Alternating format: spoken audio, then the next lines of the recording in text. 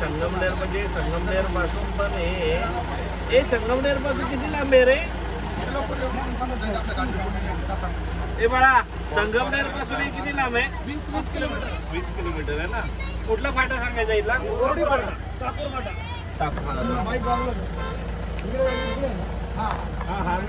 हा तिकडे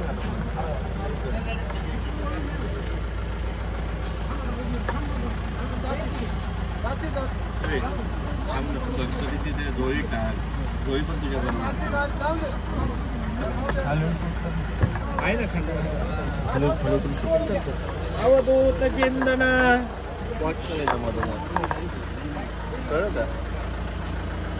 अवधूत चिंतन श्री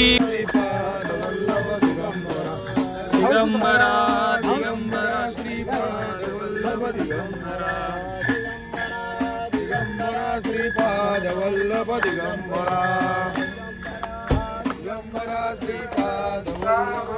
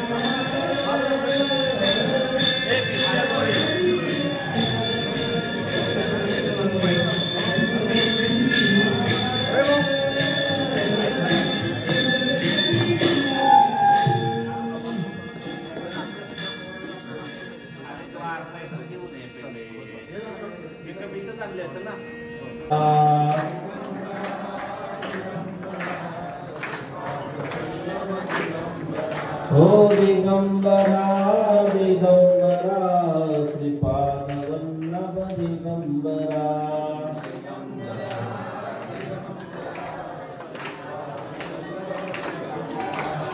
श्रीपाद वल्लभ दिगंबरा हो श्रीपाद वल्लभ दिगंबरा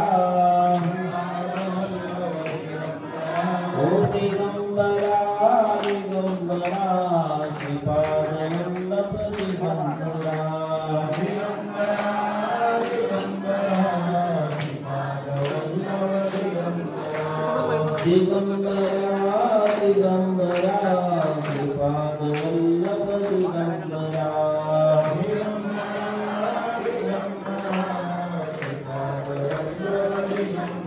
ओ दिगंबरा दिगंबरा श्रीपाद वल्लभ दिगंबरा श्रीपाद वल्लभ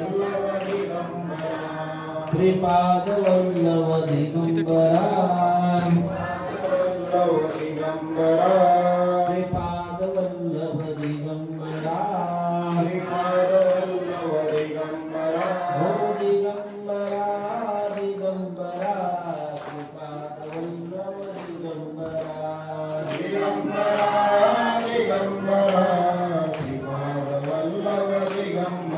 ओ दिगंबरा दिगंबरा श्रीपाद वल्लभ दिगंबरा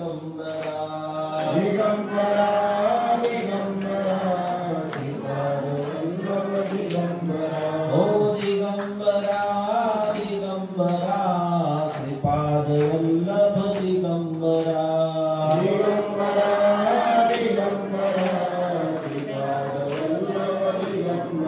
ओ दिगंबरा दिगंबरा श्रीपाद वल्लभ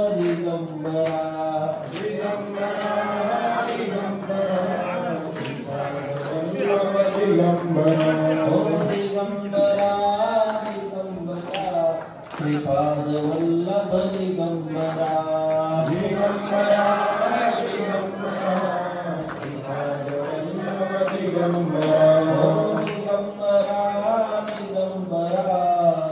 श्रीपाद वल्लभ दिगंबरा दिगंबरा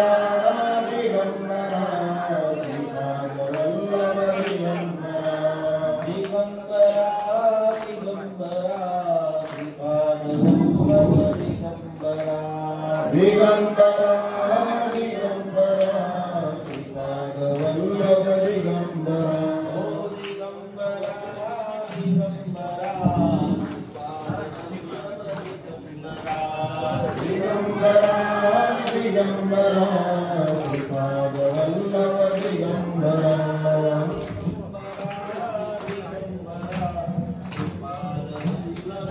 ओ दिगंबरा दिगंबरा दिगंबरा दिगंबरा श्रीपाद वल्लभ दिगंबरा ओ दिगंबरा दिगंबरा श्रीपाद वल्लभ दिगंबरा दिगंबरा दिगंबरा श्रीपाद वल्लभ दिगंबरा भगवान दत्तात्रेयांच्या या सिद्ध पादुका या सिद्ध पादुकांच्या सहवासामध्ये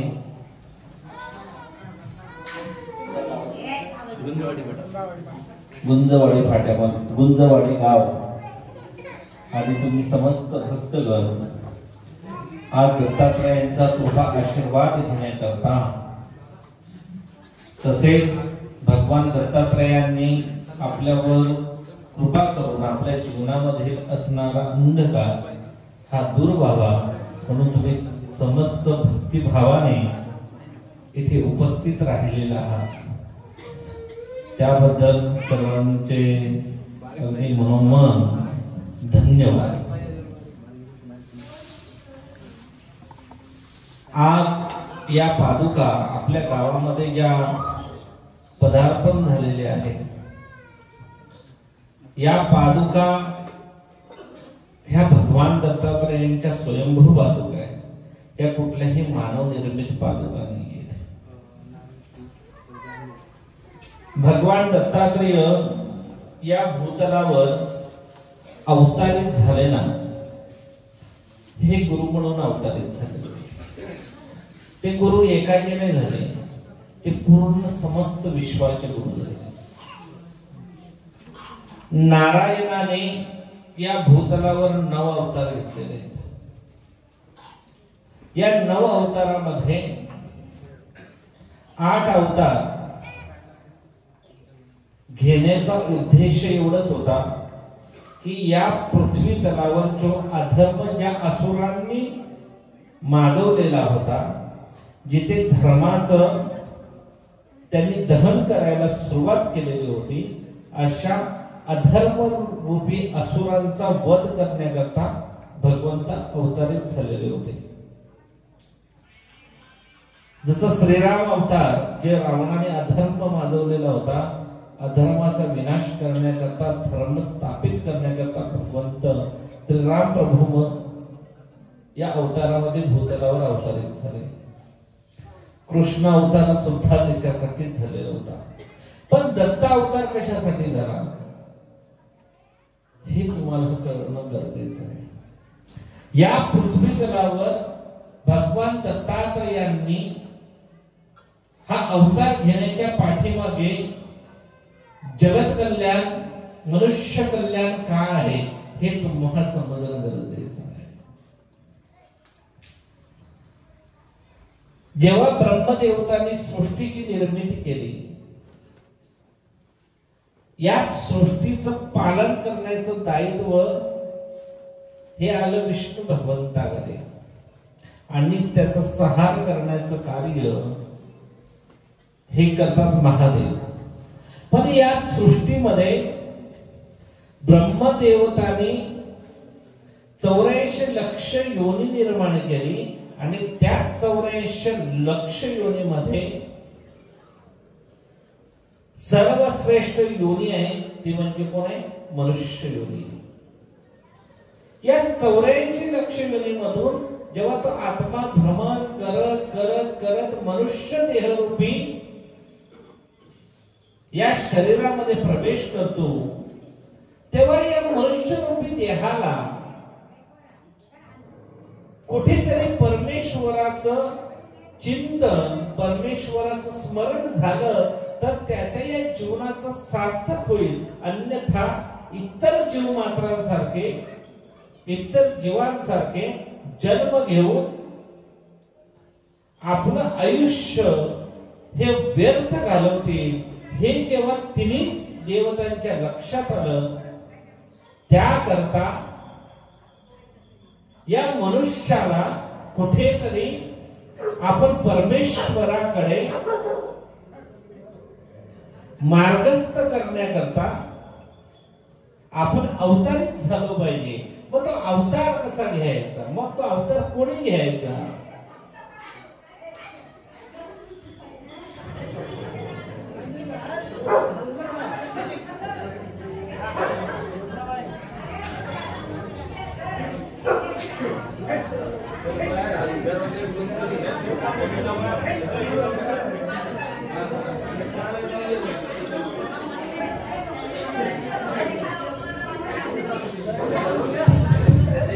चला बसा, शांत बसा. चला, मग तो अवतार कसा घ्यायचा?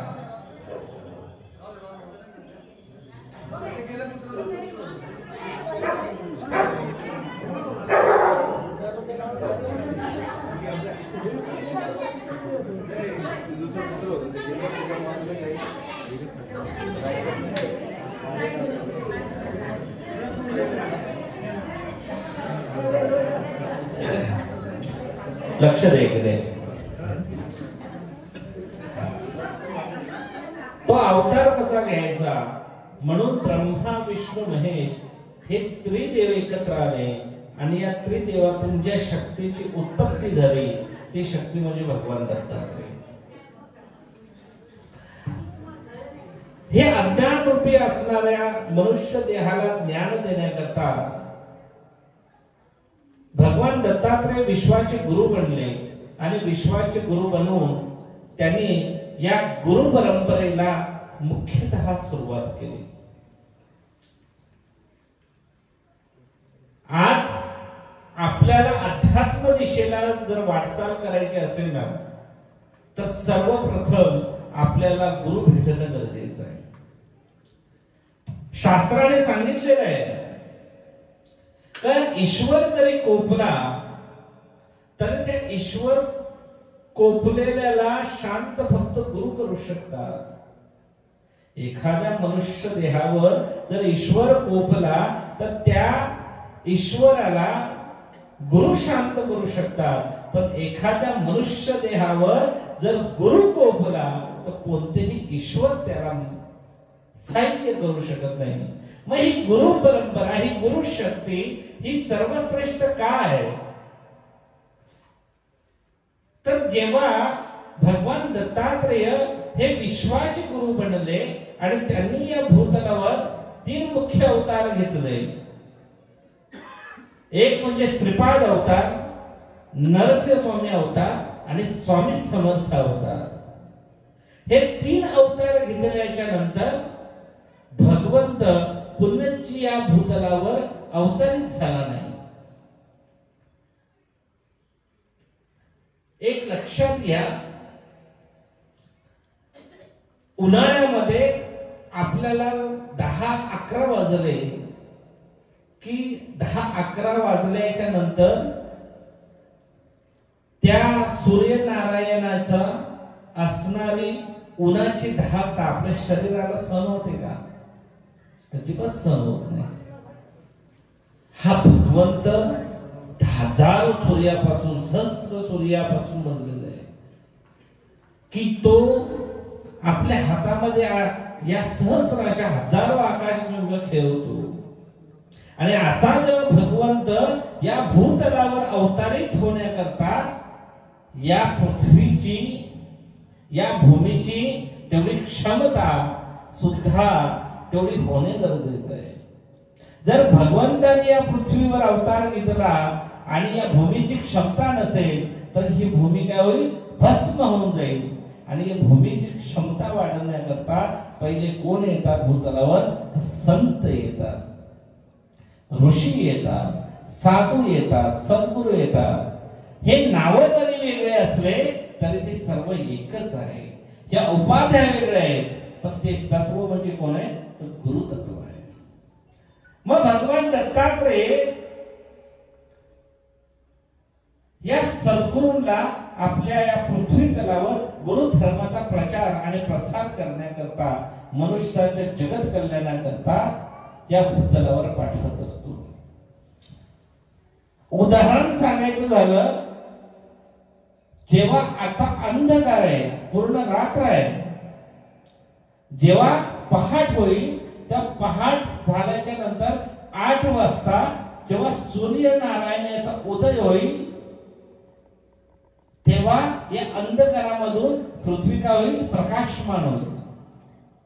पण हे प्रकाशमान होत असताना सूर्यनारायण स्वतः पृथ्वीवर येईल का?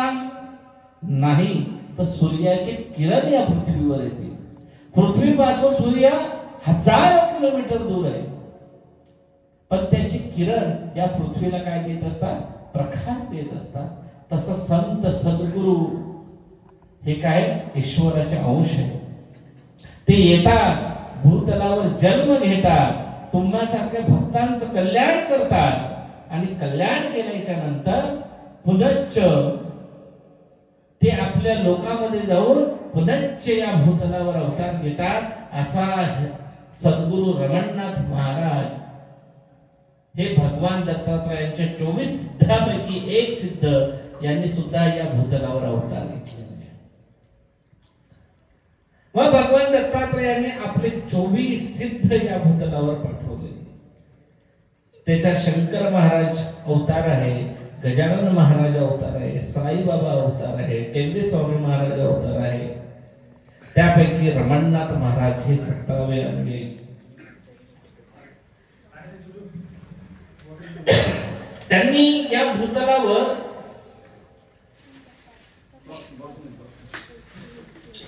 भूतलावर अवतार घेण्याचा एकमेव उद्देश होता की या देहामध्ये दत्तगुरूंनी जो गुरु म्हणून अवतार घेतला तो अवतारच या गोष्टीसाठी आहे की या मनुष्य देहामध्ये असणाऱ्या अज्ञान रूपी असुराचा जिथपर्यंत वध करत नाही, अविवेक विचारांचा जिथपर्यंत वध करत नाही, दुर्गुण विचाराचा जिथपर्यंत वध करत नाही, तिथपर्यंत या मनुष्य देहाला परमेश्वर प्राप्तीची ओढ लागणार नाही.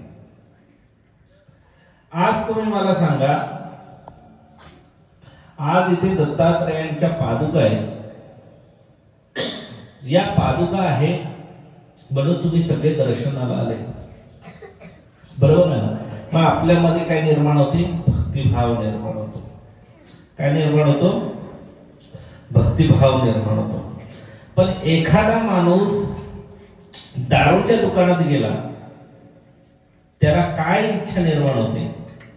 तिथे भजन करण्याची इच्छा निर्माण होते का? तर त्याला दारू पिण्याची इच्छा निर्माण होते. जसा सहवास तसा मनुष्याच्या मनामधील असणारे विचार हे त्या विचाराला सगुण पण बनवू शकतात, दुर्गुण पण बनवू शकतात. मग हा मनुष्य देह कोणाच्या तरी सानिध्यामध्ये आला पाहिजे. मग तो सानिध्य कोणाचं प्राप्त झालं पाहिजे? तर गुरूंचं प्राप्त झालं पाहिजे. आज मंदिरामध्ये विठोबा रखुमाईची मूर्ती आहे, भगवान दत्तात्रयांच्या पादुका आहेत. तुम्ही भगवंतासमोर एखादी इच्छा सांगता, भगवंतासमोर आपल्या मनातील दुःख सांगता आणि ती इच्छापूर्तीसाठी भगवंताच्या समोर, भगवंताच्या चरणी मनोमन प्रार्थना करत असता. पण भगवंत तुम्हाला काय बोध देतोय, भगवंत तुम्हाला काय मार्ग दाखवतोय, हे तुम्हाला कळतं का? तर नाही. का? कारण आपली तेवढी साधना झालेली नाही. मग भगवंत तुम्हाला काय बोध देतोय किंवा भगवंताला तुम्हाला काय बोध द्यायचा आहे हे सांगण्यासाठी गुरु, तुम्ही आणि भगवंत याच्यामधला एक फक्त दुवा असतात की या देहाला भगवंतापर्यंत पोचवावं आणि भगवंताला तुमच्यापर्यंत पोचवावं. याकरता ज्ञान देण्याचं कार्य कोण करत असतात? तर गुरु करत असतात. म्हणून गुरुशिवाय भक्ताचा उद्धार नाही आणि गुरुशिवाय मनुष्याचा उद्धार नाही. आज आपण वारकरी संप्रदायामध्ये सर्वप्रथम आपल्या गळ्यामध्ये माळ घालायची असली ना, तर आपण स्वतः घेऊन घालतो का? तर नाही. आपण कोणाला तरी गुरु करतो. गुरु म्हणजेच काय? तर तुम्हाला जीवनामध्ये विवेक विचार प्रदान करणारा, तुम्हाला त्या परमेश्वराबद्दल ज्ञान सांगणारा, आणि जिथे तुम्ही चुकत असाल तिथे तुमचे कान पकडून पुनश्च त्या दुर्मार्गामधून तुम्हाला सत्मार्गापर्यंत आणण्याकरता सातत्याने प्रयत्न करणारा तो म्हणजे गुरु असतो. आज इथे या पादुका येण्याचं कार्य म्हणजे प्रवीण भाऊ आमचे सरपंच आहेत की बघा, भगवंताला इथे येण्याची जर इच्छा असेल पण भगवंताला एक माध्यम लागतं. मागील वर्षामध्ये गायमुखवाडीला आलेल्या पादुकांचं दर्शन घेण्याकरता ही मंडळी आली आणि ही मंडळी आल्याच्या नंतर यांची मनोमन इच्छा झाली की आपल्या गावामध्ये पादुका गेल्या पाहिजेत. त्यांची ही इच्छा नाही झाली की माझ्या घरी पादुका गेल्या पाहिजेत. त्यांची ही इच्छा झाली की माझ्या गावामध्ये पादुका आल्या पाहिजे. बघा, सहवास जसा असेल, सानिध्य जसं असेल, तर तुम्हाला विवेक विचार हे तुमच्यामध्ये निर्माण झाल्याशिवाय राहणार नाही.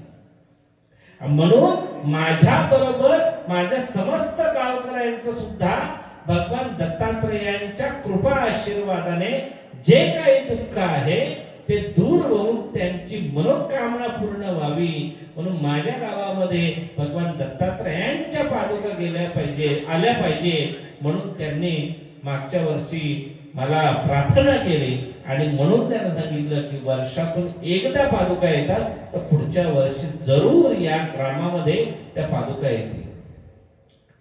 भगवंताची इच्छा होती, भगवान दत्तात्रयांची इच्छा होती, तुमचं जगत कल्याण, तुमच्यावर कृपा करून तुमच्या जीवनातील दुःख दारिद्र्य हे दूर व्हावं म्हणून सदैव मला इथे येणं आहे आणि मला कृपा आशीर्वाद करणं आहे. उचित मार्ग दाखवण्यासाठी गुरु हे सदैव अग्रेसर असतात आणि म्हणून या भगवान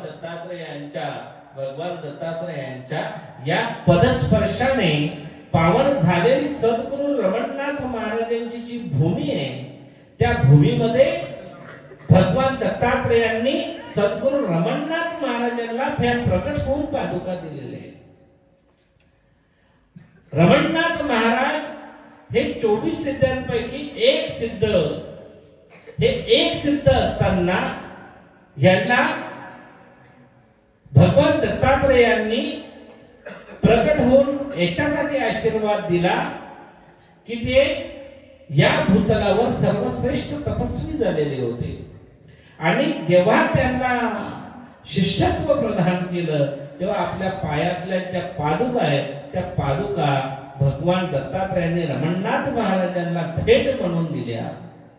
आणि या ज्या पादुका आहेत या पादुकांचं दर्शन माझ्या प्रत्येक भक्ताला व्हावं, माझ्या प्रत्येक भक्ताच्या जीवनामधलं असणारं दारिद्र्य दुःख हे दूर व्हावं, माझ्या प्रत्येक भक्तावर सदैव गुरुकृपा राहावी आणि माझ्या भक्ताच्या संसारामध्ये येणारे प्रत्येक विघ्न दूर व्हावं, सुख समृद्धी प्राप्त व्हावी म्हणून रमणनाथ महाराजांनी दत्तात्रेयांना प्रार्थना केली की वर्षातून एकदा तुमचं दर्शन हे माझ्या प्रत्येक भक्ताला हे स्पर्श करून झालं पाहिजे.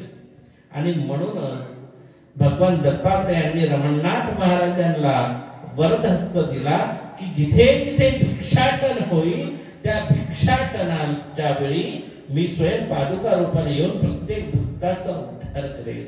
म्हणून आज या पवित्र अशा या गावामध्ये भगवान दत्तात्रेयांच्या या पादुका तुम्हा समस्त भक्तांच्या कल्याणाच्या उद्देशाने या भूमीवर आलेल्या आहेत. मग भिक्षाटन म्हणजे काय? साधू भिक्षा कशा करता मागतो? भिक्षा म्हणजे अहंकाराची निष्कृती. साधूचं एवढं तप आहे की साधू जर विश्वाचं कल्याण करतो, लाखो भक्तगणांचं कल्याण करतो आणि हे कल्याण करत असताना सुद्धा तो भिक्षा मागत असतो. त्याचा एकमेव उद्देश असतो माझ्या प्रत्येक भक्ताची भक्ती ही परमेश्वराच्या चरणी समर्पण करणं हा एकमेव उद्देश या भिक्षेचा आहे. जेव्हा एखादा मनुष्य आपल्या एका मुठी तांदळाची जेव्हा साधूच्या झोळीमध्ये भिक्षा देतो ना, त्या एक मुठी तांदळामध्ये त्याला दान करता वेळेस त्या झोळीमध्ये परमेश्वराचा भाव तयार होतो, ती भक्ती तयार होते.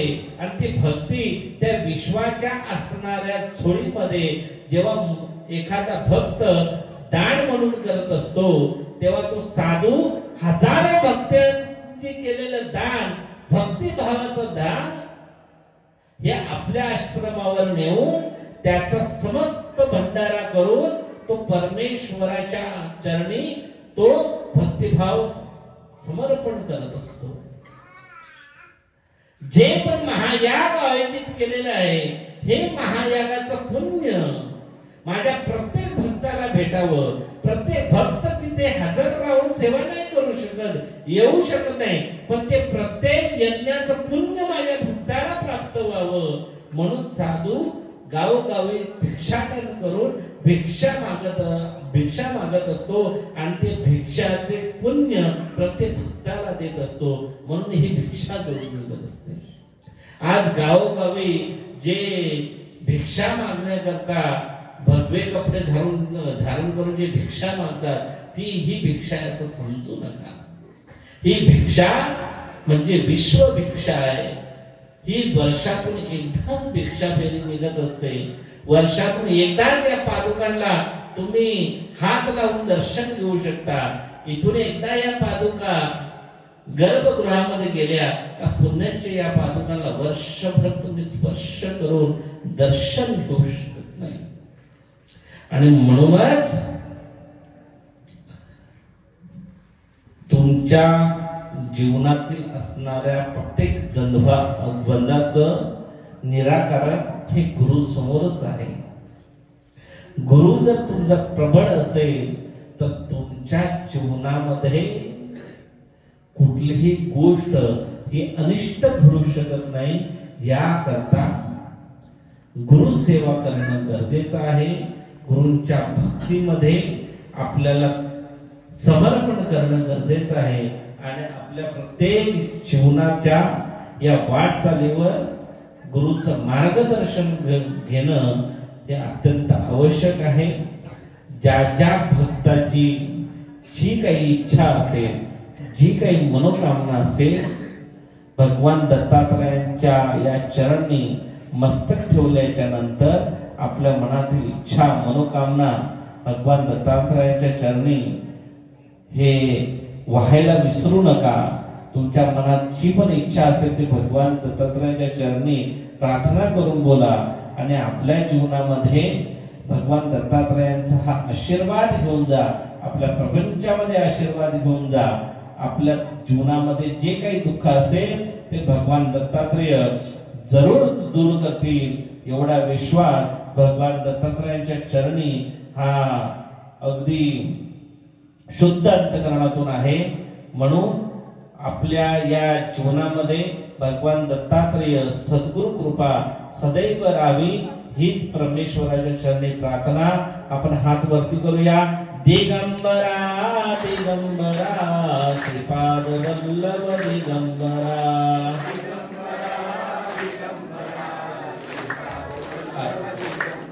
हो दिगंबरा दिगंबरा श्रीपाद वल्लभ दिगंबरा.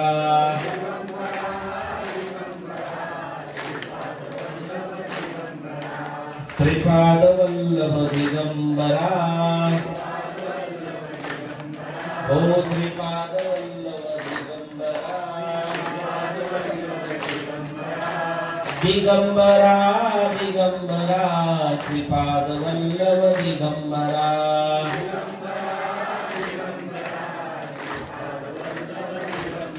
हो दिगंबरा दिगंबरा श्रीपाद वल्लभ दिगंबरा.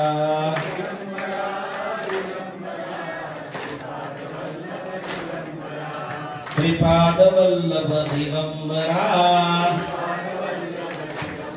हो श्रीपाद वल्लभ दिगंबरा. दिगंबरा दिगंबरा श्रीपाद वल्लभ दिगंबरा.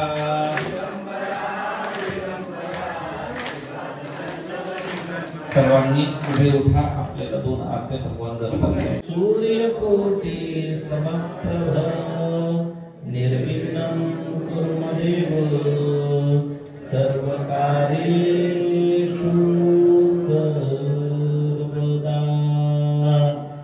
गुरुर्ब्रह्मा गुरुर्विष्णु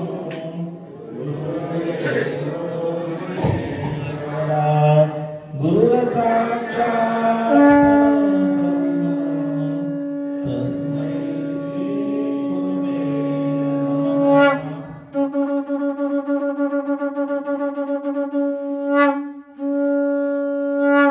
मंगलमूर्ती सुखकर्ता दुःखहर्ता वर्ता निर्माती गुरवे गुरुवे प्रेम शोभा करणारी सर्वांगी सुंदर होते गुरुराती.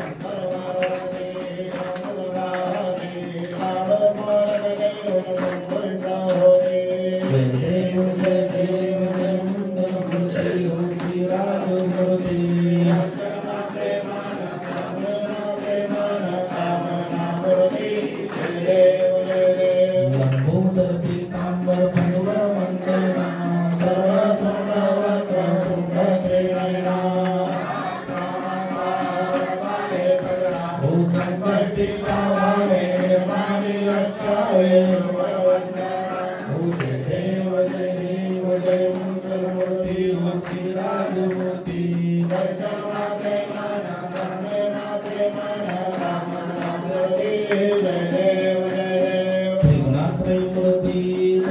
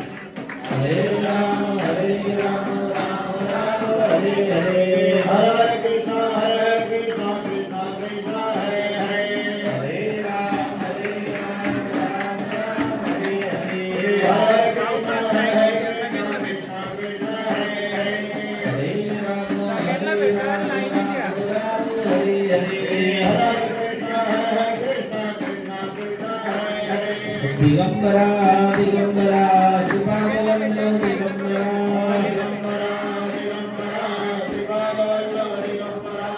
दिगंबरा हो दिगंबरा श्रीपादवल्लभ दिगंबरा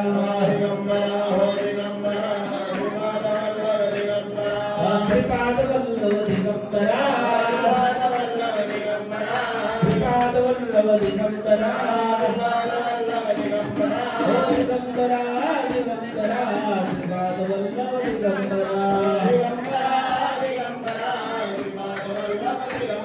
हो दिगंबरा दिगंबरा श्रीपादवल्लभ दिगंबरा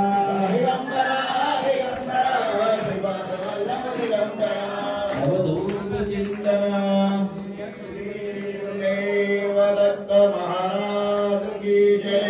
मना सज्जना भक्ति पंथे चिदावे हरे श्री हरे पाविजे तो स्वभावे जनी निंदते सर्व सोडून द्यावे जनी वंदते सर्व भावे करावे उपासने लाभ कृतालवावे भूदेव संतांशी सदा नमावे सत्कर्म योगे वय घालवावे सर्वामुखे मंगल बोलावे ज्या ज्या ठिकाणी मन जाय माझे त्या त्या ठिकाणी निजरूप तुझे ठेवितो मस्तक ज्या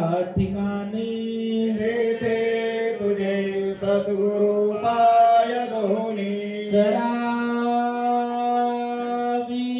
क्षमा माय तुले करुणी असावी कृपा सद्गुरु याची तोनी जाणे नये ने कसे गुण गावे हरी रक्त देवा पदरात घ्यावे तरी दत्त देवा पत्रात घ्यावे हरी रक्त देवा पदरात घ्यावे अवधूत चिंतन श्री गुरुदेव दत्त महाराज की जय। परम पूज्य सद्गुरु श्री रमणनाथ जी महाराज की जय।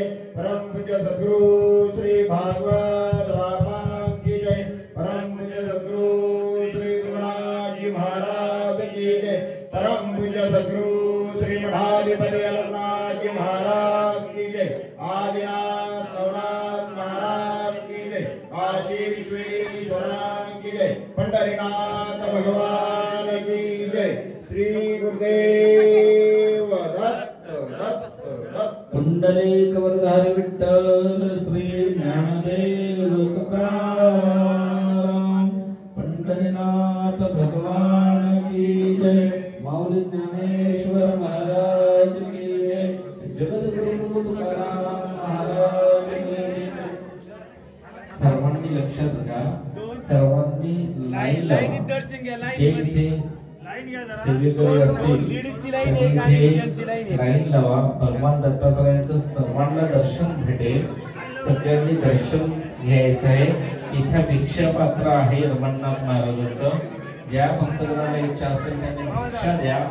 तसंच महाप्रसादाची सुद्धा व्यवस्था केलेली आहे. सर्वांनी महाप्रसाद घेतल्याशिवाय कोणीही जाऊ नये. जय रमणनाथ.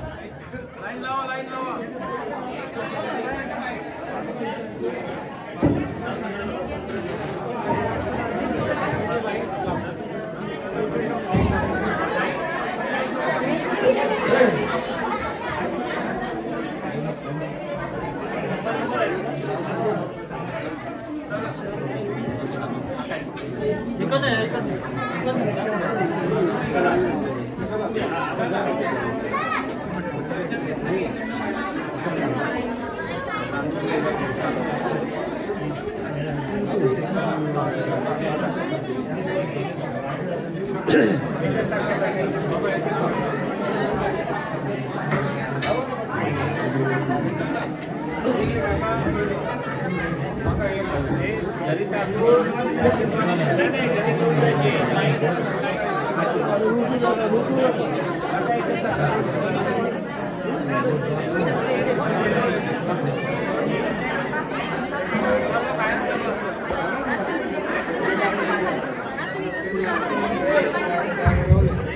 सर्व भक्तांनी रांगेत दर्शन घ्यायचं आहे. भक्तांनी रांगेत दर्शन घ्यायचं, सर्व भक्तांनी रांगेत दर्शन घ्यावे. स्वयंसेवक असतील त्यांनी सर्व भक्तांना रांगा लावायच्या आहे. सगळ्यांना दर्शन मिळेल. सगळ्या भक्तांनी रांगेत दर्शन घ्यायचं आहे. शांततेत रांगेत दर्शन घ्या.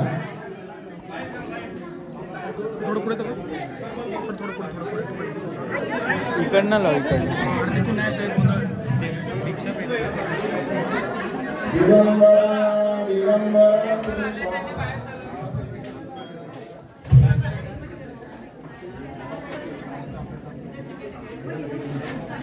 ज्या भक्तगणांना भिक्षा पात्रामध्ये जे तांदूळ दिलेले आहेत घरी नेण्याकरता आशीर्वाद रूपाने, त्यांनी ते तांदूळ जिथे तुम्ही घरी पैसे ठेवत असाल, जिथे लक्ष्मी ठेवत असाल, जिथे तुमच्या घरात अन्नधान्य आहे, अशा दोन्ही ठिकाणी थोडे थोडे तांदूळ कोऱ्या लाल कपड्यामध्ये बांधून तेथे रमणनाथ महाराजांचा आशीर्वाद म्हणून तिथे ठेवायचा आहे. तसंच तुम्हाला घरामध्ये येणारा लक्ष्मी ही कधी कमतरता पडणार नाही. त्या पद्धतीने तुमच्या घरामध्ये अन्नपूर्णा सदैव नांदत राहील, अशा पद्धतीचं हे रमणनाथ महाराजांचे भिक्षा पात्र आहे. आणि त्याच्यातून हा तांदूळ मला आशीर्वाद दिलेला आहे. लक्षात घ्या, कोणीही काही गोंधळ करू नका.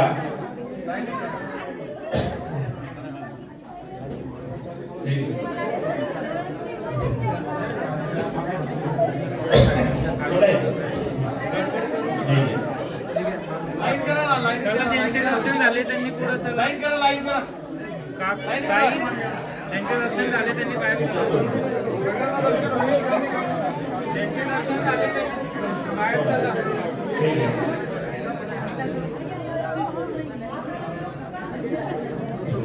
तांदूळ दे मग एका थोडा भिक्षा पात्रामध्ये घाला सगळं थोडा.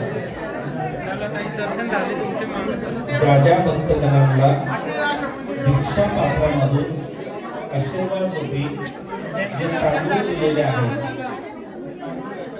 ते तांदूळ त्या तांदळाचे 2 भाग करायचे.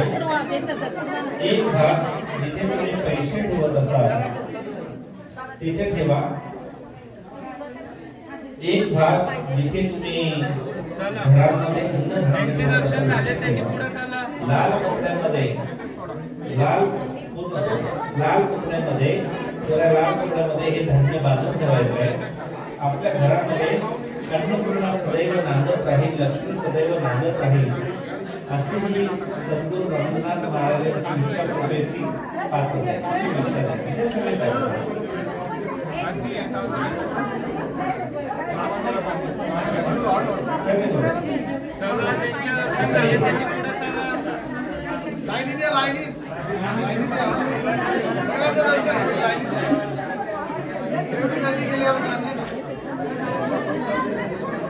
ज्यांचे दर्शन झाले त्यांनी पुढे चला.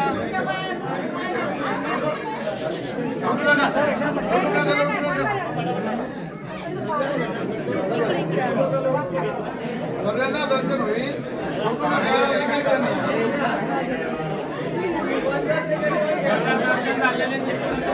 सर्वांनी लाईनीत दर्शन घ्यावं. लाईन करा लाईन करा लाईन करा एक लाईन करा. सगळ्यांचे दर्शन एक लाईन करा एक लाईन करा.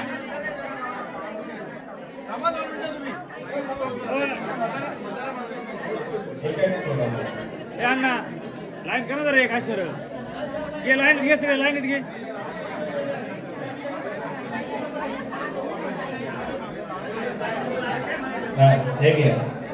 हे घ्या आता हे घ्या.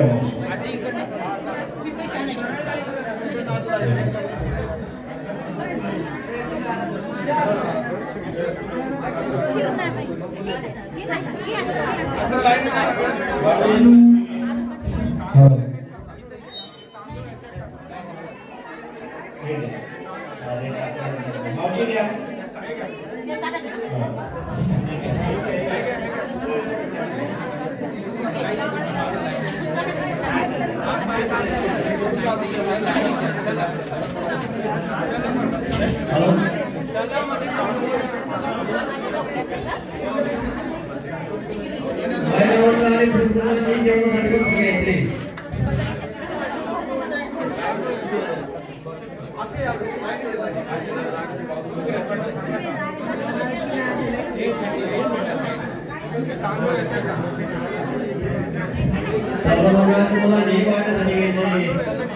सर्व भक्तगणांना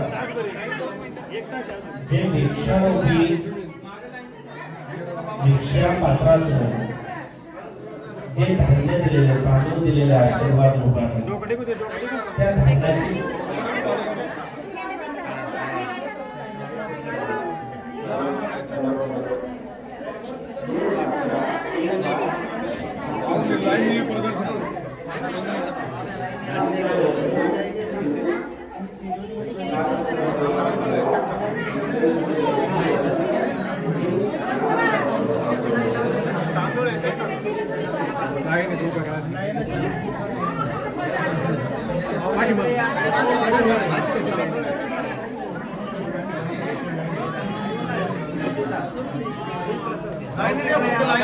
प्रसादमध्ये मिक्स करून द्यायचं.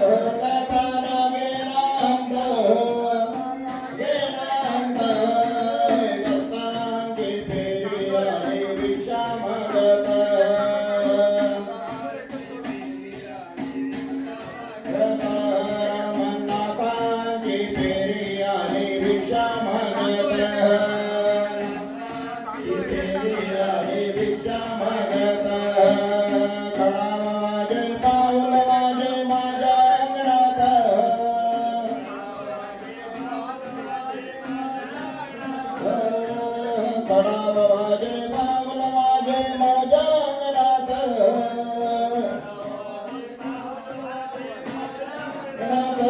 दाता लागे नांद दाता लागे नांद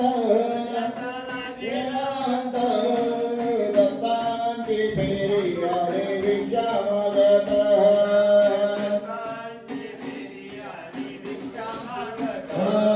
रमणनाथांची फेरी आली भिक्षा मागत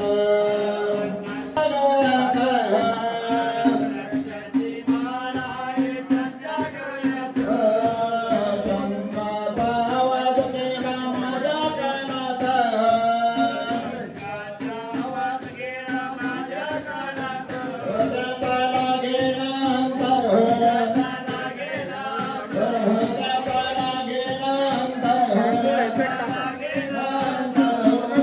दत्तांची फेरी आली भिक्षा मागत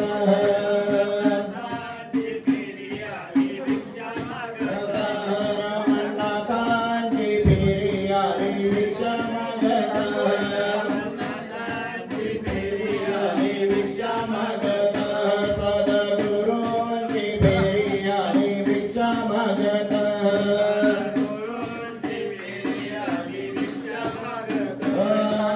मोऱ्या वाटे निघून गेला माझा भगवंत भगवंत मोऱ्या वाटे निघून गेला माझा भगवंत भगवंत गोप चंडाळीने केला हो माझा घात हो माझा घात दाता लागे नांद दारात दारात मतदान समयी सद्गुरू आले माझ्या दारात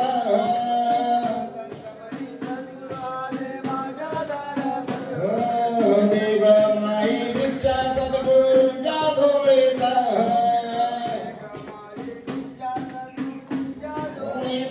दाता लागे नांद दाता लागे नांद दत्तांची फेरी आली भिक्षा मागत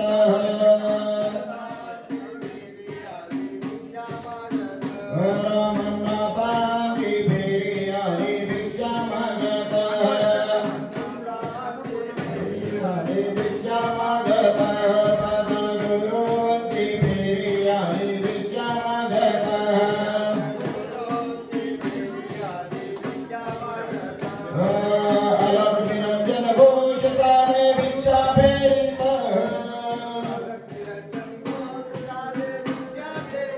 अलग निरंजन घोष सारे भिक्षा फेरीत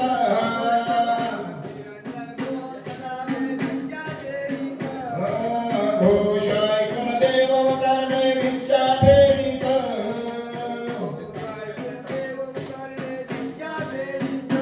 दाता लागे नांद दाता लागे नांद दत्तांची फेरी आली भिक्षा मागत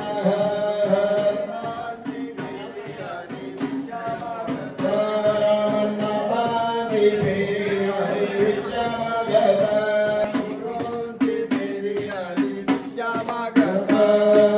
त्रिपुरीची भिक्षा चाले चाले ग्रामात त्रिपुरीची भिक्षा चाले चाले गावात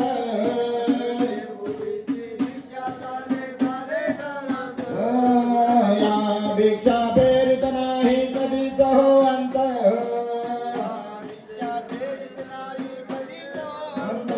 दाता लागे नांद दाता लागे नांद दत्तांची फेरी आली भिक्षा मागत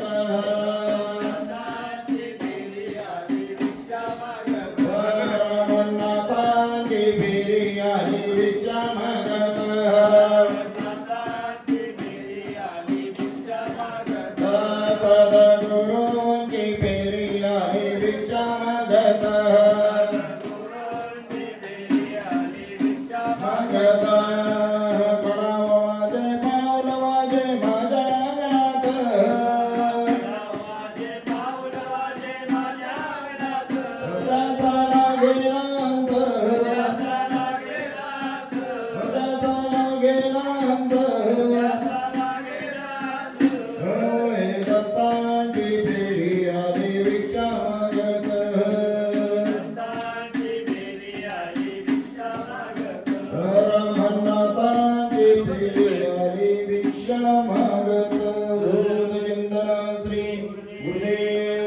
नमः